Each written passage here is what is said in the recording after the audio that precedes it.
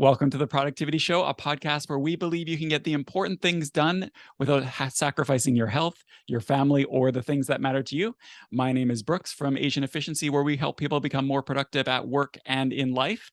And usually it's myself and Tan, my co-host, but in this episode, I'm really excited to welcome Ross Dawson to the podcast. Ross is a world-leading futurist. And sorry, Ross, I'm not going to let you get away without explaining what the heck that is, because I know the audience is going to want to know, but also not only that, an entrepreneur, a keynote speaker.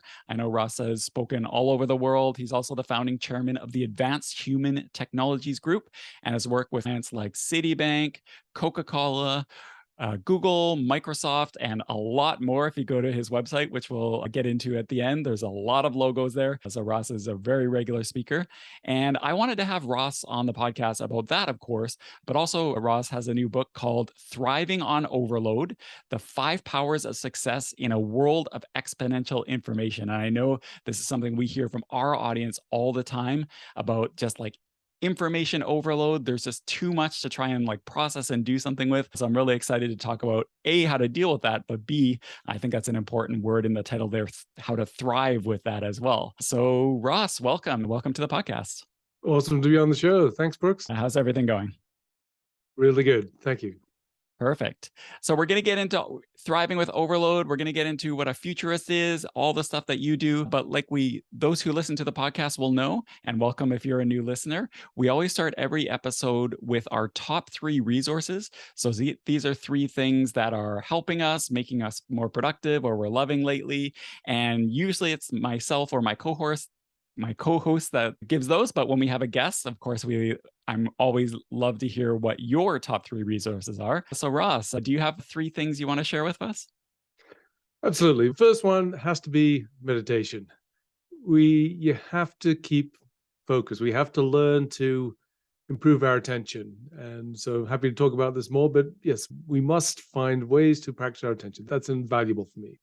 Second one is time blocks for focus. So I schedule my day I fit in meetings in the morning, and because I've got all sorts of time zones to play with, I often have morning meetings, and I try to schedule meetings in the afternoon. So I've got a block of time from mid-morning through to early afternoon where I just get into it. And the third one, and so I always have different software tools that I'm using and taking on new ones. And one which I've only begun to adopt fairly recently, which is very valuable, is Notion. And it gives you a whole structured way of being able to plan and coordinate with other people. It's really an invaluable tool.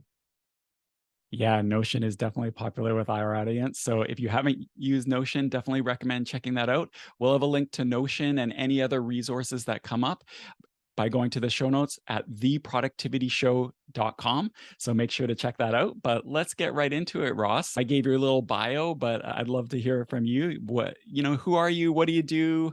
And I feel like in your area, there could be like a wide range of things you could focus on. So maybe talk a little bit about what made you specifically focus on information overload, because I'd love to hear about that. I've had a pretty wide-ranging journey over the years. So I've lived in quite a few countries, worked in quite a few industries. So amongst other things, I worked in computing, in international stockbroking, in financial publishing, across 3 different continents.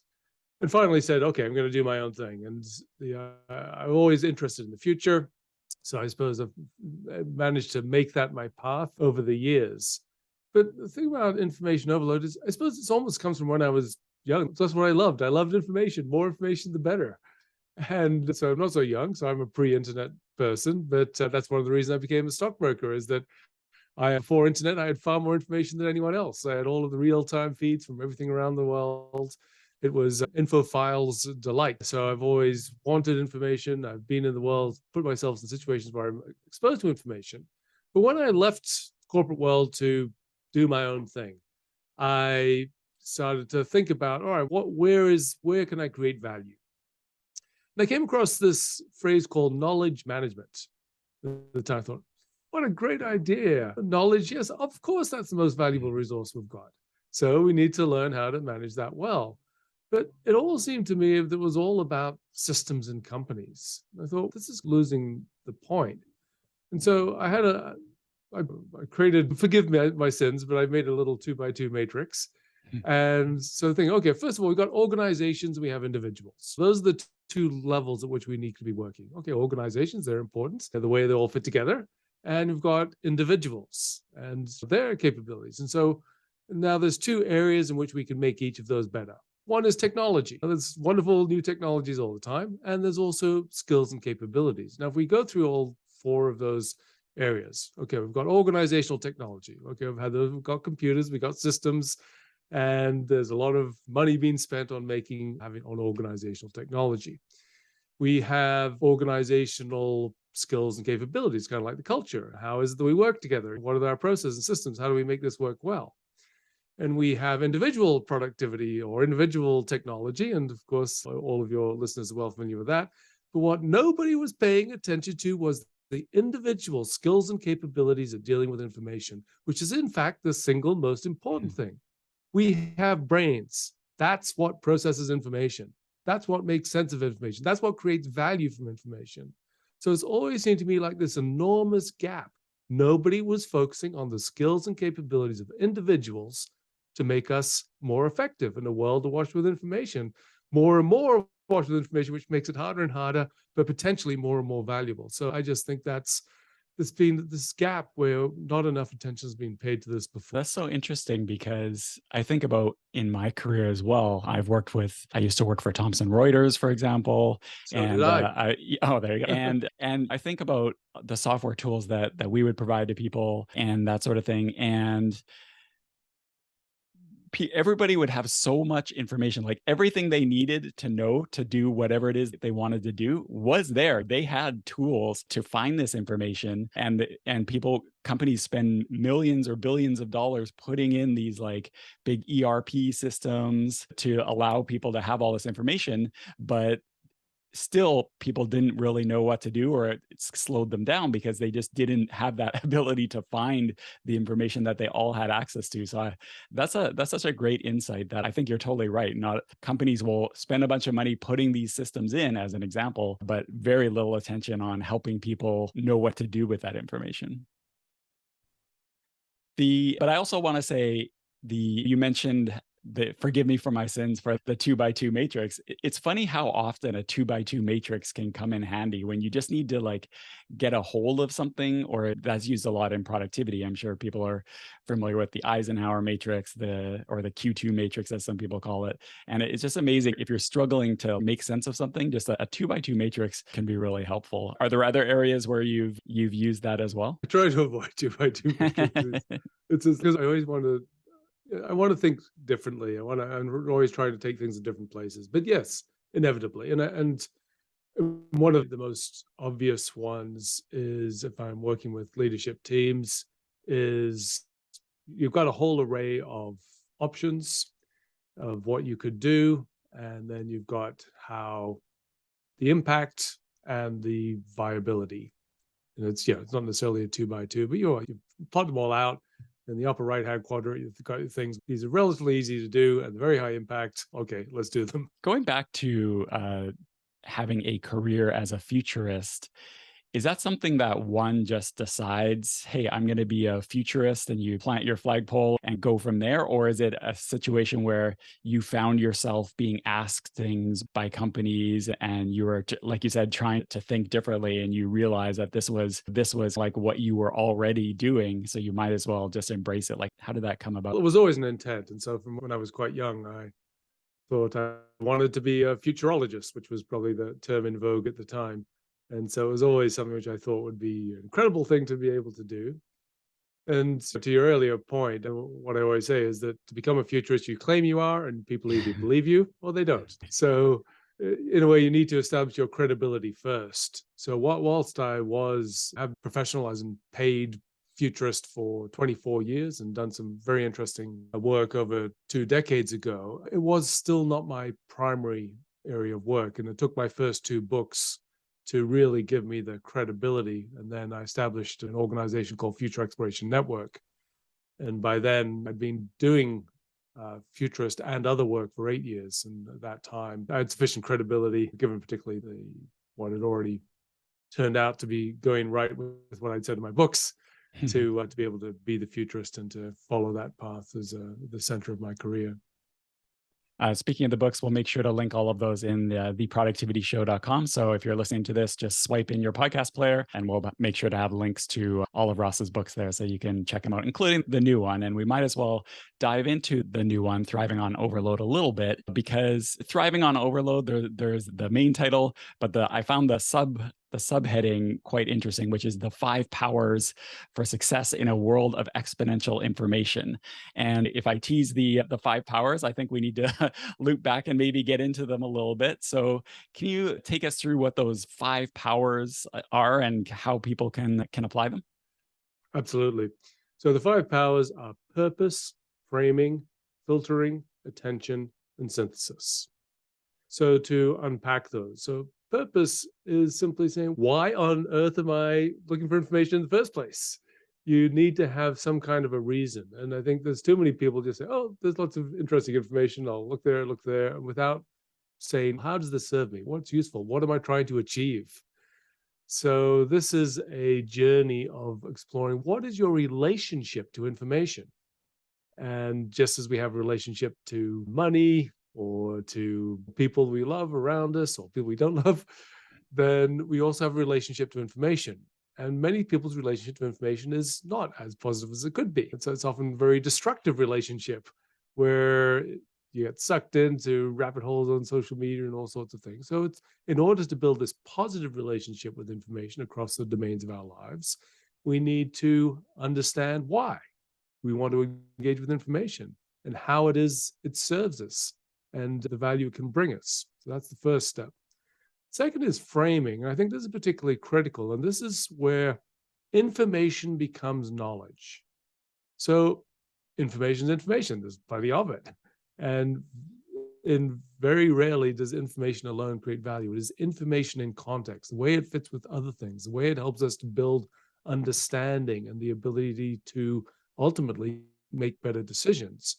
So framing is how it is we build frameworks, how it is we connect the dots, bring together the different elements to be able to make sense of the world. There's many approaches to that. One is using visual frameworks such as mind maps or concept maps or systems diagrams, for example, or indeed using connected note-taking apps, such as the current vogue of Rome Research and Obsidian and Logsec Right. and so on, which are tools to be able to build frameworks of our thinking with the information that we discover. The third one of filtering is simply being able to discern what is it that actually is useful to me and what is it that is not useful to me. Let's spend our time on the former and ignore the latter. And that part of it comes from being able to look at what are the sources for our information, what are the ones that are good, how can they be complementary, how do we build portfolios of the different types and ways and domains in which we find information and pull those together in a way that makes sense for us. Attention is critical, and I distinguish between saying, well, it's not just about paying attention. We do need to be able to develop our capabilities of that, but actually there's many different types of attention. And so we might be scanning for information. That's one type of attention. We might be taking, all right, well, here's an article. I want to read that. I want to assimilate that, make that part of my mental thinking. That's another type of focus or attention. We can deep diving where we're spending time, where I'm actually developing knowledge. I'm making sense of things. I'm writing things or building presentations or frameworks or thinking. And I think one of the other very important attention modes is regenerating. We have to regenerate our attention. There's a lot of science which shows us that our attention depletes. And we can be very focused. That's where we create things of value, but we also need to regenerate that. And finally, synthesis, which is about how we pull that together in order to truly understand what is going on, to build rich mental models, to keep on top of a rapidly changing world, to see opportunities, to ultimately to make better decisions. So you need to take all of these elements together, the purpose, the framing, the filtering, the attention, and the synthesis. But together, these are what I believe are the powers of success in a world awash with information. It sounds like they build on each other. You're not gonna go from framing all of a sudden to synthesis. You've got to do the attention, the filtering first, the attention. And it sounds like you might not think about it, it might happen very quickly, but it seems like these probably all build on each other to get there. Absolutely, yes, all intertwined.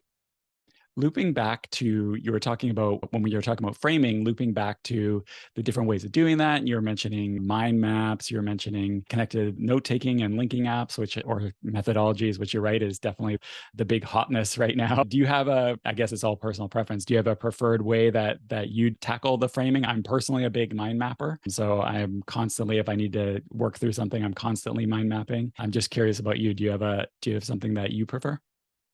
So I use Obsidian, and I'm still really developing the practices to use that as well as possible, where it's not just about taking the notes, but really building the connections. And so building this ladder. So Obsidian is my tool or platform in which I'm building all of that. In terms of my visual frameworks, I use my own approach. So having learned lots of different visual approaches, I start by, and I also describe this in the book, but this approach of where I take a piece of paper to start off and just say, all right, what are the main ideas here? And I not jot those down. Or sometimes I have to, if there's lots and lots, and I compile them in some kind of document. So looking at the relationship on a piece of paper, what's the thing? Should there be are there foundational elements on which things build? Is there a logic in where things start and then go somewhere? Is there some central concept which loops out around that? What is the actual underlying relationship between the concepts?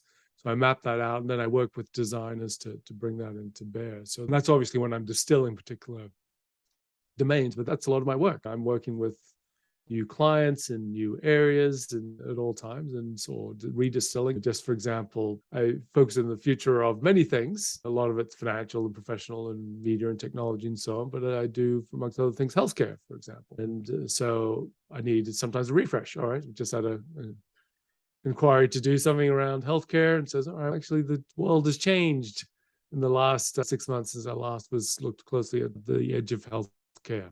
So let's look at that, reframe that, rethink about that again.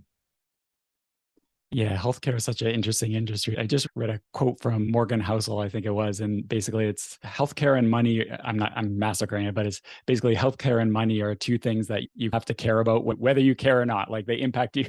It doesn't matter if you're not interested in them. Both of those things will always impact you in some way. Yeah, that's really interesting that you're focusing on healthcare. Maybe we can do a future podcast about that, because that is definitely a growing topic that I think more and more of us, especially as we age, are definitely really focused on. Absolutely. The attention piece is interesting too, because as you were speaking, thinking about mind mapping, and I was thinking about how, like, what I do, and maybe we can talk about this in a bit, is ways, or maybe even better ways to do this. But what I do is when I read a book, I tend to take notes, and that's usually in the form of a mind map. And then what I do is, on a periodic basis over time, I will go back and review those mind maps, which sounds great. But what I find sometimes is I'm going through, maybe a year after I read the book or something, I'm going through my mind map and I start like really focused on it. But then I realize halfway through going through this mind map, all of a sudden I'm not really focusing on it. I'm just like looking through it. That focus is like drifting as I go. Do you have any tools for whatever somebody's doing of keeping that attention, like regaining that focus? Is it just a matter of breaking it into chunks, or what do you recommend for keeping that attention for people who struggle with that? So as I commenced in talking about at the beginning, we have to exercise our attention. It's just like a body. And we go to the gym, we work out, we go for runs or whatever it is we do. And if we don't, we become flabby and fat, but things don't go well for us. We need to exercise in some form. If we just sit in bed all day, that's not going to get us very far. And exactly the same thing with attention. We have to exercise it, and we should be exercising it daily. And it's around practicing how it is we can maintain our attention for a period of time. So broadly, that is meditation. And without going, there's probably other experts who can tell you about the practices of meditation. But one of the other points to make is that meditation is a lot broader than people think. You don't have to be sitting with your crossed legs and chanting Om or whatever. And in fact, there are what I call attentional practices, which we can also use. And this is simply, let's say you're walking and the pedestrian light is stopped, or in your car even, there's a red light. And it's simply to pay attention to your breathing, to what you're hearing around you, or even when you're brushing your teeth, just to pay attention, not let your mind wander. So the default mode network of our brains is where our mind is wandering. And that's why cognitive psychologists call it the default mode. The default mode is our mind is always wandering. That's just what we do. And we have to specifically pay attention and put energy into it to be focused. And it is a capacity which we must practice in order to get better. So that's the first point. But the other point, as you were suggesting, is around breaking into, and also we should never beat ourselves up because our mind wanders, because that's what we are, that's human. And so when you're meditating, trying to meditate, because all meditating is really trying to meditate until you're a true master, is you notice that your mind has wandered. All right, that's not a problem. You just say, oh, my mind has wandered, I'm bringing it back to my attention. And so in a way, meditating is practicing bringing your attention back, because it will wander. And so you practice, oh, my mind's wandered. All right, I'm bringing it back.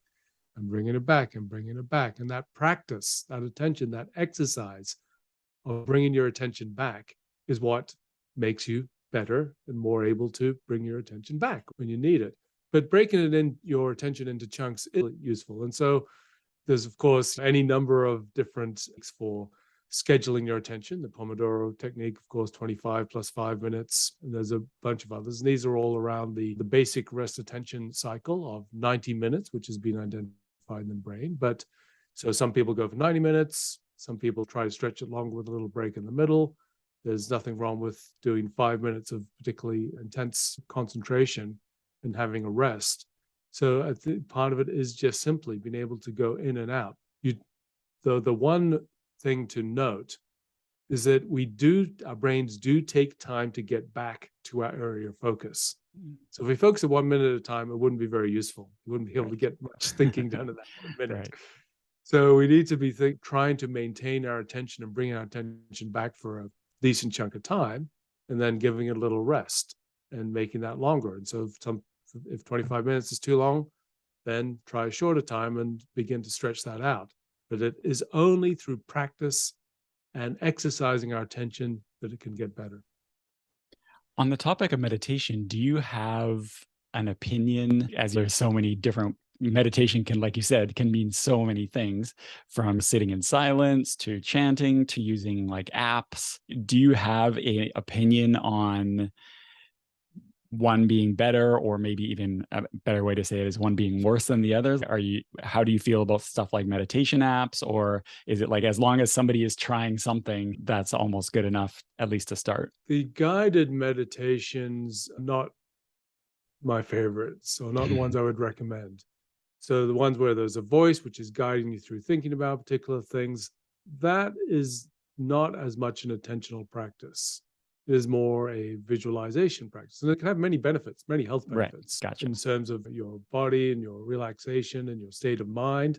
So I think in terms of relaxation and anxiety and all sorts of things, the guided meditations can be very valuable, but they are not necessarily good attentional practices, because your mind can wander while you're following these things. There's some degree of attention, but it's not necessarily practice. So I think you really need to look for ones where there is some kind of consistent focus. It can be breath is obviously the most obvious and the starting point for most things. It could be a mantra or sound of something. It could be, I very much believe in environmental, what you hear around you. It could be just your body.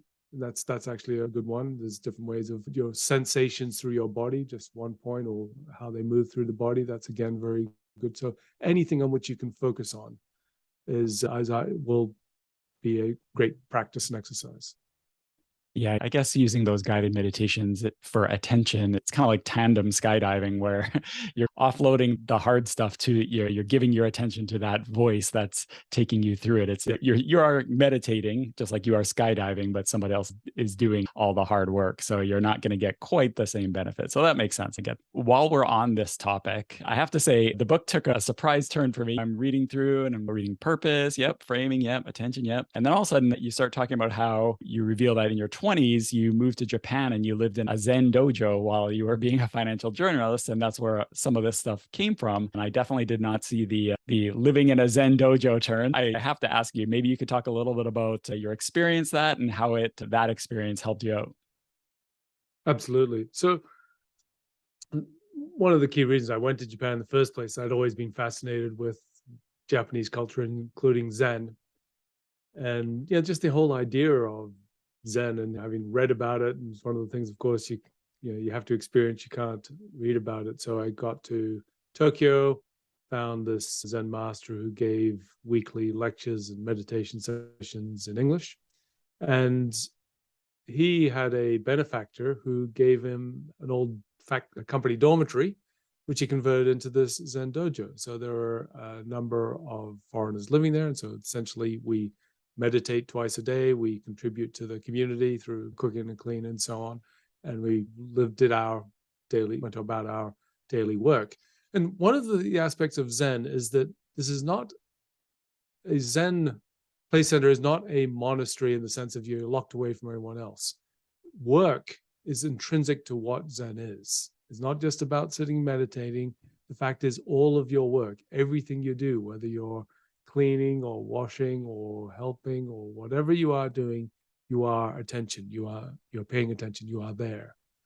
So the meditation was really fundamental. But I think there is something about Zen meditation and the way my master call it. And actually, I was reading back on an interview which he did, and he said that Zen is about distinguishing between the trivial and the important. And in a way, that's the whole essence of what I'm about and trying to identify in this book. And so, in the Zen of this practice of purely being here, this Zen meditation in its purest form is paying attention. It's just being there and paying attention to the world. And that practice is enormously valuable for anything, including being on a financial trading floor or being a CEO of a big company, whatever it may be. These are incredibly valuable frames of mind and practices. That's interesting. Yeah. And I guess you don't have to go to a Zen dojo in Japan for that. You can still put this stuff Yeah, into practice. Like just like when you were doing maybe those little exercise you were talking about of sitting at the red light and looking around instead of just wandering is just like picking out things to focus on and kind of focus your attention. absolutely.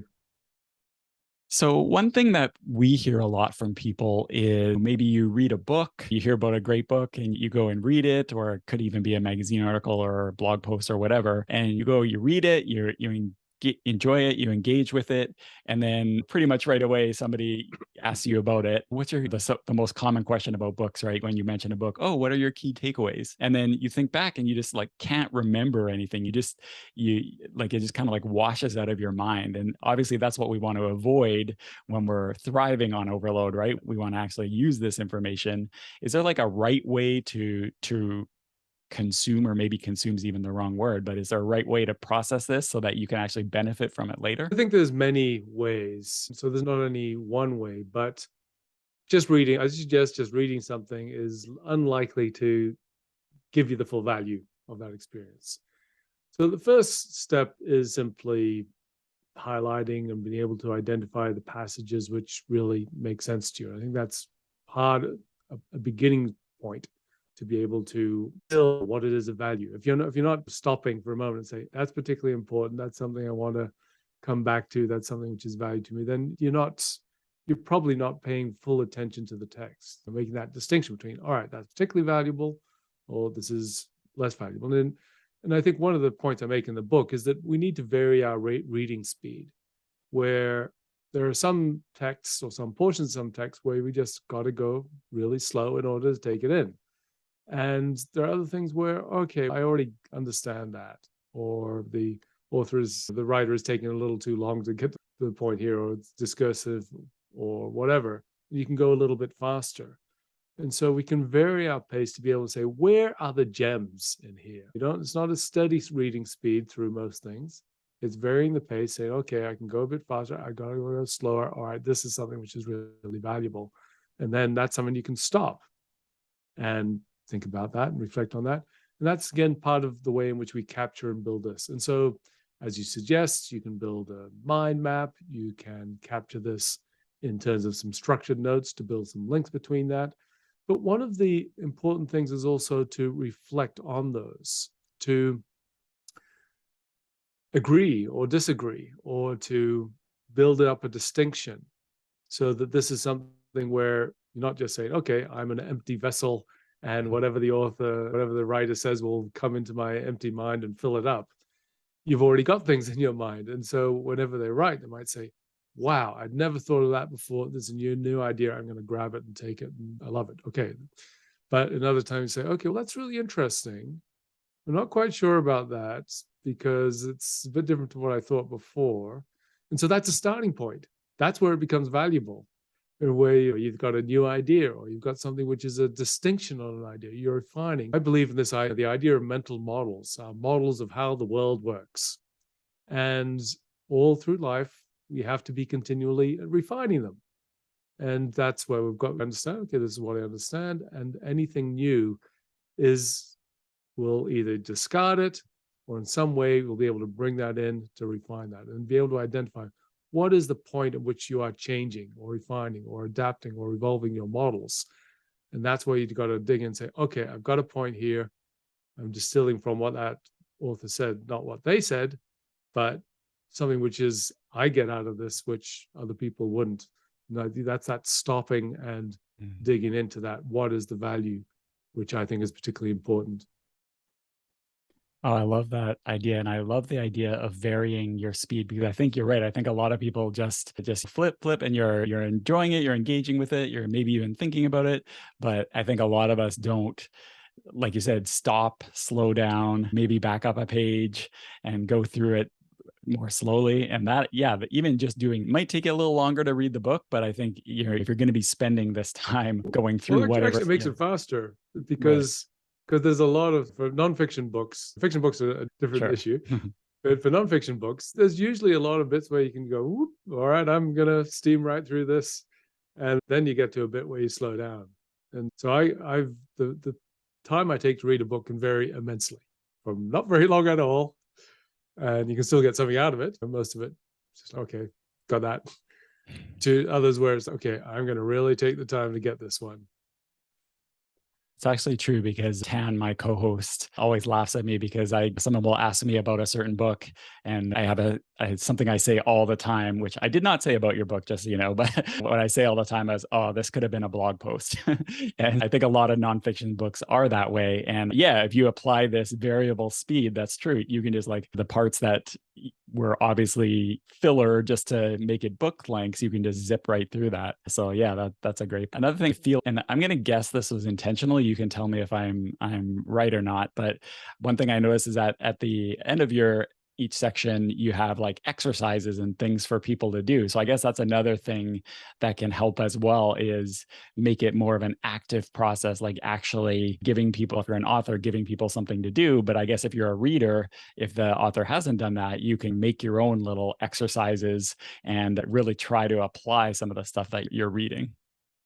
Absolutely. And I'd say I get really frustrated at a lot of books that tell wonderful stories and they're really engaging, and you read them and it says, well, what's the point? What do I do? And reading a sort of very well-known book on habits recently, and it's really engaging and lots of great stories and some interesting points coming out of it. And there was only in the last few pages it says, yeah, do this and this. But even that wasn't really clearly structured. So I think it's really important for a book or anything which you're engaged in. So how do you help people to take the value from it and say, okay, what are the questions you need to be answering, or what are the things you need to be thinking about? So one good example of this is A Whole New Mind by Dan Pink. And he's got in there a stack of exercises and these things you can spend some time with. There are ways to be able to develop these scrolls, your whole new mind. And so I was, from the outset, I had One is to make my book two things. One is inspiring, that is the potential of what it is we can do with our minds, and pragmatic, as useful as possible. And for that, you have to have the exercises. So the exercise, all right, let's think through. What is my purpose? What are the areas of expertise? What are the ways in which I'll apply these ideas to improving my attention? And this is how you, the reader, take it. I can't tell people this is precisely what you should do and you must do it. And of course, nobody will do it. But to ask people, say, all right, given what I've told you, how is it that you can most usefully apply that? And that is something which people can think about and should, and as you suggest, we can approach this mentality with anything that we read. All right, the author or the writer hasn't gone to the trouble of giving me something to help put this into practice. So, all right, I'll do that for myself. I guess we're circling around that fifth power that you mentioned earlier, which is synthesis. And some of the things we've been talking about are ways I'm guessing you can get there, but maybe you can, since it sounds like this is like synthesis is kind of like the culmination of all and the thing that will take things to the next level. Maybe you can talk a little bit about, other than the things we've already talked about, some ways that people can actually like synthesize what they're reading and move forward from that. So this is a more subtle skill. And I believe and have always believed that the ultimate human capacity is that of synthesis. It's pulling together the threads that we see, the threads that we don't notice but actually come into our minds, to pull that together into an understanding of the world, of our position, what goes on, how it is that we can best interact with the world. So that's the practice of synthesis, which our brains are always practicing. Now, a lot of this happens below our consciousness. This is the nature of our unconscious mind connecting the dots and making sense of things. And that's the vaunted intuition or the hunch or the gut, is the way that synthesis is often expressed. And it is, of course, an interplay between our conscious mind, the way we pull things together and make sense of, make decisions. But a lot of this is the unconscious level. So this makes it a little more subtle in being able to work with it. So there are a few things which I think we need to be focused on. This is literally about connecting the dots. All right, so what are the many dots and how can we connect those together? So part of it is getting into what is a mental attitude of openness to information. Yeah, we can, perhaps 50, 100 years ago, we could be set in our ways and that would work. These days, if we get too set in our kinds of, the world's going to change and tomorrow's going to be different from yesterday. So we have to keep on being open to new information. And there are ways in which we can practice our openness to information and make this a choice. And of course, we always need to be discerning, as long as we take on everything that we find, but able to be open to modifying our mental models. We also need to train ourselves to build connections, creative connections. So if there's obvious connections, it's not really very valuable. It is the creative ones, the subtle ones, where we say, oh, wow, I didn't see it, but that's connected to that thing. And that gives me a great idea. And then new business gets started or whatever. And so to nurture, these are exercise, these are practices to be able to nurture. And so my favorite example of how we can do that is improvisational theater. And we don't need to be getting on stage and doing improv necessarily. That's wonderful. We can go, there's plenty of classes in whatever town you're in, and going along to an improv class, I think you would both have fun and it would train you to be more effective in your thinking. And I suppose one of the excuse me, one of the fundamental principles of improv, it's never no, it's always yes and. Right. And so that's the nature of the world. If we always, rather than cutting things off, we're always saying, and we're trying to find how we can build on things. What are the connections between things? And just as many games. There's a beautiful book called Improv by Keith Johnson, who is the granddaddy of improvisational theater. He's got a number of great books, but also some great examples in there. And I'm sure there's other ones. But one of my favorite one to play with a small group, particularly with children, is Word at a Time, where you tell a story. One person says one word, the next person says the next word, the next person says the next word, and you go around and you tell a story. And obviously you try to not take too long before you say your word. And this is a form of improvisation where you get these hilarious results. It's great fun. And it's this practice for letting your mind make these connections in ways that you wouldn't necessarily expect. And there's a whole world of things which we can talk about in terms of building our synthesis. I suppose just one more is thinking about the states of mind for insight.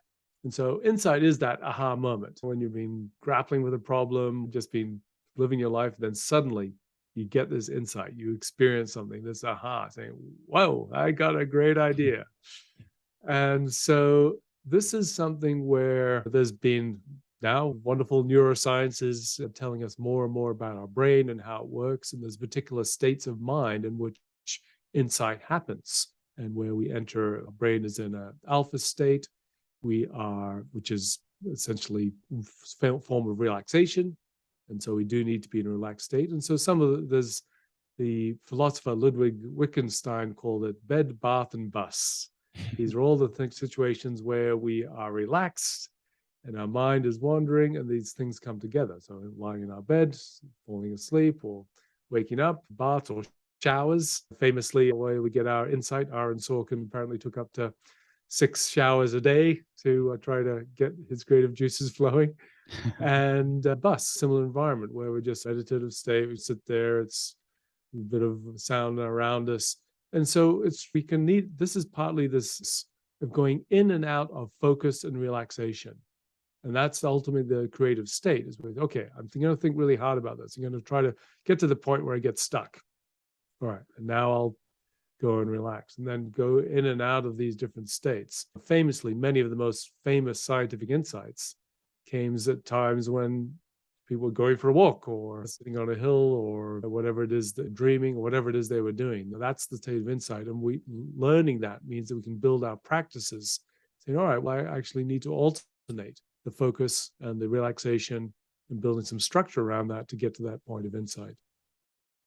It's funny, the people you say it all, or one says it all the time. Sometimes if you, instead of trying to like hammer on something, just take a break. But it sounds like that's an actual, we all like intuitively know it, but it sounds like it's an actual strategy that one should employ to change the focus. There's actual scientific basis behind it, instead of just trying to get people to do something. It sounds like it's like an actual literal tool that people should be using. Yes, it is. And there's a lot of science behind that now. So there's a great by a lot of the scientists who did a lot of the original work on this, John Cunius and Mark Beeman. The book is called Eureka, the Eureka Moment. And they go through all of the research and dig into a lot of the practices that we can have in order to be more effective. Gotta say, I did not see a improv reference coming, so we'll make sure to link that link that Keith Johnson book, and that sounds really great. All right, so I couldn't resist, since we have an actual futurist on the podcast. A topic I really wanted to dig into is AI. This is something that a lot of people, especially in the kind of knowledge worker industry, are really thinking about these days. I feel like a lot of knowledge workers used to be mugged. You'd see factory workers getting factories being automated, and knowledge workers would all, the undercurrent would always be like, oh, no, that couldn't happen to me. I use my brain for work. But now, and since you worked for Thomson Reuters, you may remember this was a topic when I worked there, is all of a sudden journalists were starting to worry because articles and stuff would start being written at least partially by AI tools, and that's just growing more and more. So now that it's coming for the knowledge workers, a lot of people worry. Do you have any thoughts on that, and B, are there things that somebody could do to maybe protect themselves in a world where algorithms are starting to do more and things are looking less and less defensible? So yes, absolutely. It's probably the single thing I look at the most is the future of work, and related to that, the future of organizations, as in how are organizations going to work effectively in a world where everything is transformed. So we do two factors which are changing the nature of work. One is we are connected, which means that amongst other things, we are potentially in competition with anyone that's got a smartphone in the world, 6 billion people and counting. And the other is machine capabilities, which are advancing on all fronts. So I believe there's 3 distinctive human capabilities that will keep us ahead of machines. There's expertise, relationships, And sorry, just quick mental. Actually, I will start that bit again. No worries. There are three domains that are the unique capabilities of humans: expertise, creativity, and relationships, and the intersection of all of those. Now, to my mind, synthesis is where all of those come together. It is around being expert, you've built some depth, or you've got experience in a particular domain.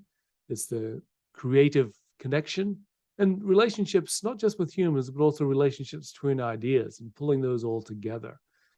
So in a world of AI, so AI usually in a organizational context refers to machine learning.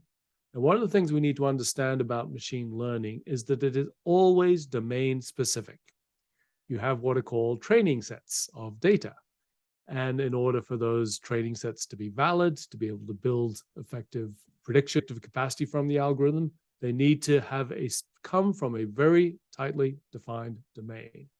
So you can have a wonderful Go playing algorithm, but it can't drive a car, and vice versa. To take one example. And you've now got credit lending, and you've got prediction of emotion and all sorts of different tools, but these are all domain specific, all taken from particular sets of data. So synthesis transcends all of that. That is the human capacity to bring together all of these different domains in order to be able to make sense of the world. And the timeline for any type of AI which truly can span those domains is longer out than we need to worry about as knowledge workers.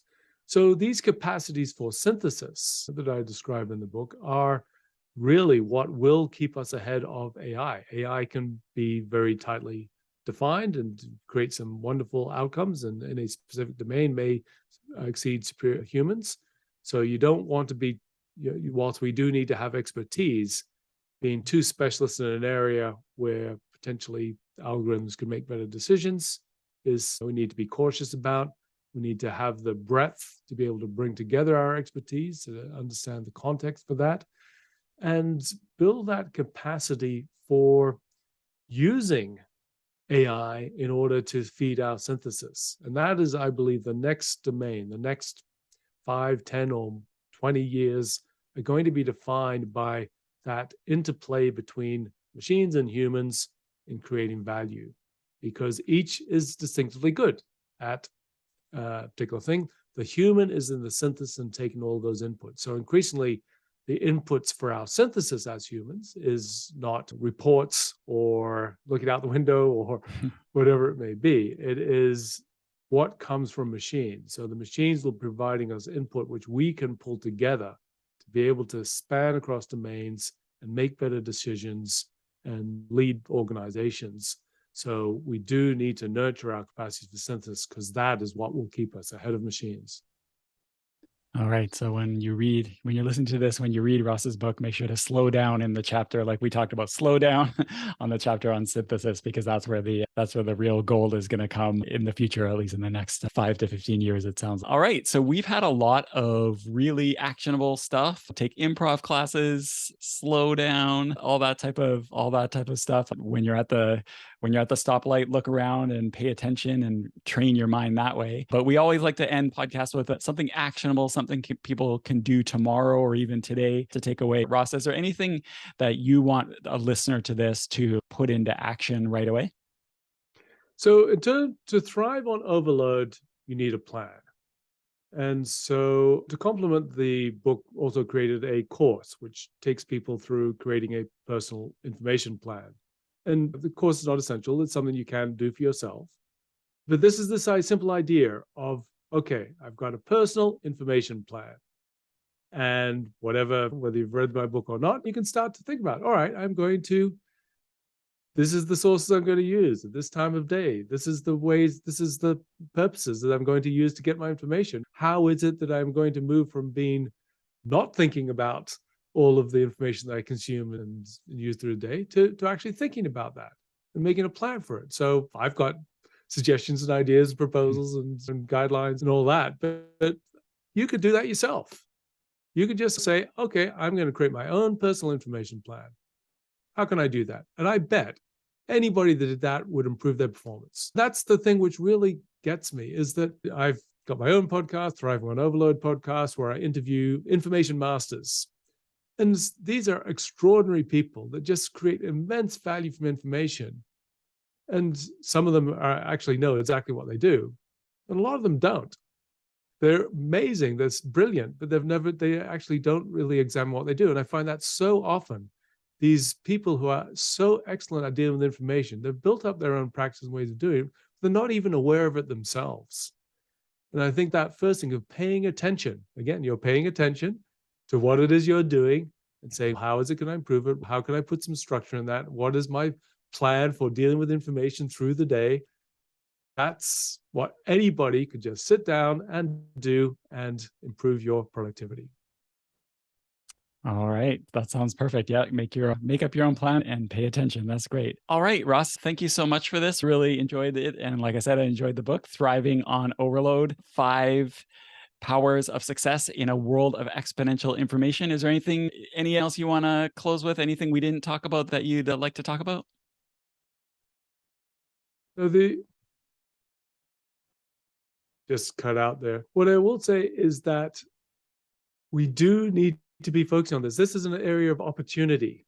This is not about getting overwhelmed with information. Yes, we've got too much information, but this is an opportunity. It's abundance. This is something which we can treat as something which empowers us. So we do need to be aware of that in a world washed with information, that it is challenging, but this is an opportunity. We need to treat it with a positive mindset, because this is the extraordinary resource we have, all the information in the world, to be able to great good things with it. So I think we just need to all have a more positive relationship with information in order to have better lives. All right. So we'll have links to your book and all your other books and the books that you mentioned. We'll have links to the Thrive on Overload podcast that you mentioned. If somebody wanted to learn more about you and all the stuff that you do, is there any particular place you want us to direct people to? My website, rossdawson.com, or I'm on Twitter and LinkedIn. I'm pretty easy to find. And the website with the book and the podcast and the course and lots of other resources is at thrivingonoverload.com. All right, perfect. Ross, thank you so much. I really appreciated this. And yeah, we'll make sure to link all this up and we'll get it up as soon as we can. So thank you so much for being here. Been a great pleasure. Thanks so much, Brooks.